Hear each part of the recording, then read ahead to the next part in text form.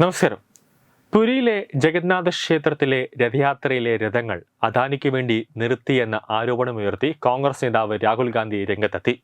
ഒരിടവേളയ്ക്ക് ശേഷമാണ് രാഹുൽ ഗാന്ധി അടുത്ത ഒരു ആരോപണവുമായി രംഗത്തെത്തിയത്. പുരിയിലെ ജഗന്നാഥ ക്ഷേത്രത്തിൽ പൂർണ്ണ സമർപ്പിതനായി ഭാര്യയ്ക്കും മകനുമൊപ്പം പങ്കെടുക്കുകയും അവിടുത്തെ ഭക്തർക്കുള്ള പ്രസാദം പാകം ചെയ്യുന്നതിൽ വരെ പങ്കെടുക്കുകയും ഭക്തർക്കൊപ്പം 40 ലക്ഷം പേർക്ക് സൗജന്യ ഭക്ഷണം വാഗ്ദാനം ചെയ്യുകയും ചെയ്ത അദാനിയെ അപമാനിച്ച രാഹുൽ ഗാന്ധിയുടെ പ്രസ്താവനയ്ക്കെതിരെ ജഗന്നാഥ ഭക്തരുടെ ഇടയിൽ ശക്തമായ പ്രതിഷേധം അലയടിക്കുകയാണ്. ഒഡീസയിൽ കോൺഗ്രസ് റാലിയെ അഭിസംബോധന ചെയ്ത് പ്രസംഗിക്കുമ്പോഴായിരുന്നു രാഹുൽ ഗാന്ധിയുടെ ഈ ഹിന്ദുവിരുദ്ധ പരാമർശം. ഏറെക്കാലമായി ഹിന്ദുവിനെ അവഗണിച്ച് ന്യൂനപക്ഷങ്ങളുടെ മാത്രം പ്രീണിപ്പിച്ച് നീങ്ങിയ രാഹുൽ ഗാന്ധി കാൽ കീഴിലെ മണ്ണ് ഒലിച്ചു പോയപ്പോൾ ഹൈന്ദവ പ്രീണനയുമായി ഇറങ്ങിയിരിക്കുകയാണ്. രാഷ്ട്രീയത്തിൽ മാർക്ക് നേടാൻ ദൈവത്തെ വെച്ചുള്ള ആരോപണമുയർത്താനും മടിക്കാത്ത ഒരു രാഷ്ട്രീയ നേതാവാണ് രാഹുൽ ഗാന്ധി. ആ രാഹുൽ ഗാന്ധിയുടെ ക്രൂര മനസ്സാണ് ഇതിലൂടെ പുറത്തു വന്നത്. ഹൈന്ദവ മാർഗത്തിൽ ഭക്തിശുദ്ധിയോടെ നീങ്ങുന്ന ഭക്തരുടെ ഹൃദയം തകർക്കുന്ന പ്രസ്താവനയാണിതെന്നും രാഹുൽ ഗാന്ധിക്ക് മനസ്സിലാകുന്നേ ഇല്ല എന്നാണ് ദുഃഖകരം.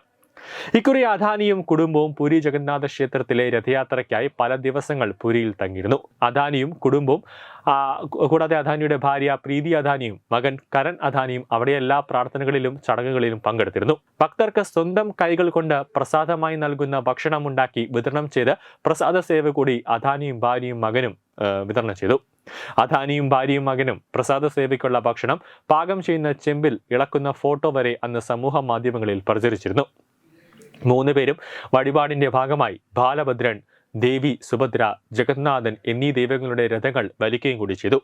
എന്തിന് ക്ഷേത്രത്തിലെ ദൈവങ്ങൾക്ക് മുന്നിൽ 3 പേരും തുടർച്ചയായി പ്രാർത്ഥിക്കുകയും ചെയ്തു.